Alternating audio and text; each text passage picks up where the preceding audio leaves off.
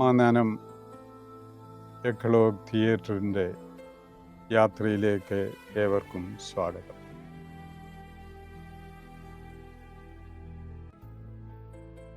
നമ്മൾ ചാവറയച്ചനോടൊപ്പമാണ്, വിശുദ്ധ കുര്യാക്കോസ് ഏലിയാസ് ചാവറയോട് ഒപ്പമാണ്. ആശ്രമ സ്ഥാപനത്തോടുകൂടി തന്നെ, ആശ്രമ കല്ലിട്ടതോടുകൂടി തന്നെ ചാവറയച്ചൻ്റെ ചിന്തയിൽ ആദ്യമായിട്ട് ഉദിച്ചത് സെമിനാരിയുടെ സ്ഥാപനം. ആ കാലഘട്ടത്തെക്കുറിച്ച് പറയുകയാണെങ്കിൽ ഈ പാലക്കൽ തോമാ മൽപ്പാൻ്റെയും ചാവറയച്ചൻ്റെയും വിശുദ്ധ കുര്യാക്കോസ് ഏലിയാസ് ചാവറയുടെയും ഒപ്പം നമ്മൾ ചിന്തിക്കേണ്ടത് സെമിനാരിയെക്കുറിച്ചാണ്. നമ്മൾ 2 സെമിനാരിയെക്കുറിച്ച് പറഞ്ഞു. പള്ളിപ്പുറം സെമിനാരി,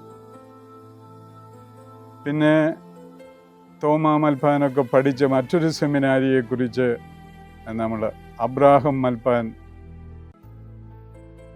സ്ഥാപിച്ച സെമിനാരി.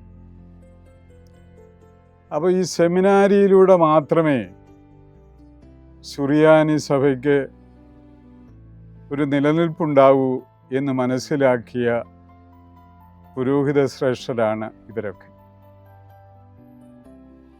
ആ കാലഘട്ടത്തിൽ പുരോഹിതന്മാർക്ക്, വൈദികർക്ക് പഞ്ഞമുണ്ടായിരുന്നില്ല. ഒരു കൊച്ചു പ്രദേശമാണെങ്കിൽ പോലും ജനങ്ങളുടെ എല്ലാം ശുശ്രൂഷയ്ക്ക് അച്ഛന്മാരെ ലഭിച്ചിരുന്നത് ഇവരുടെ സെമിനാരി പ്രവർത്തനം കൊണ്ടാണ്.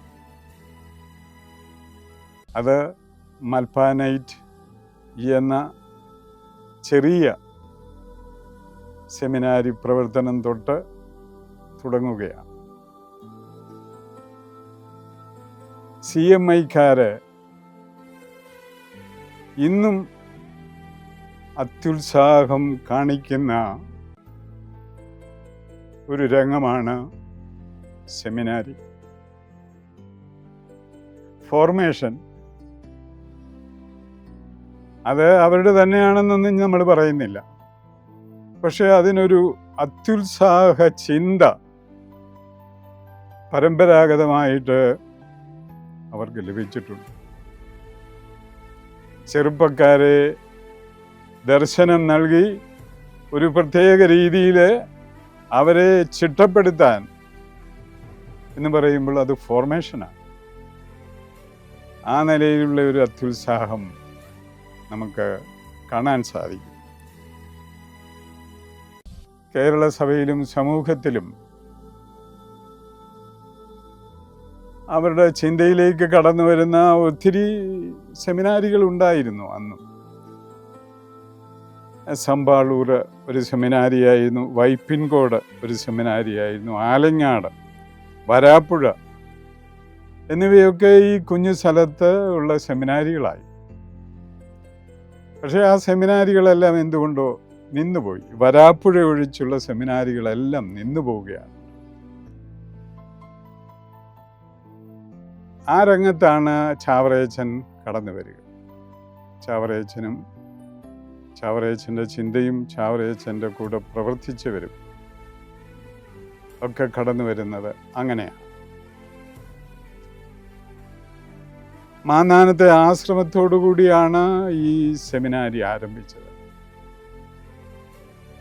നമുക്കറിയാം, സഭാചരിത്രത്തിലെ, പ്രത്യേകിച്ച് CMI സഭയുടെ ചരിത്രത്തിൽ എവിടെയൊക്കെ ആശ്രമം സ്ഥാപിക്കപ്പെട്ടോ അവിടെയെല്ലാം സെമിനാരിയും ഉണ്ടായിരുന്നു. അതുകൊണ്ടാണ് സെമിനാരിയിലെ അച്ഛന്മാരുടെ പഠനത്തിലൂടെയും അവരുടെ ചിട്ടപ്പെടലിലൂടെയും അവരുടെ അച്ചടക്കത്തിലൂടെയും മാത്രമേ ഈ സുറിയാനി സഭയ്ക്ക് സൗഭാഗ്യം, ദൈവികമായിട്ടുള്ള സൗഭാഗ്യം കരഗതമാകൂ എന്ന് ആദ്യം മുതലേ കടുക് രൂപത്തിലെങ്കിലും ചിന്തയുണ്ടായിരുന്നു എന്നുള്ളത്.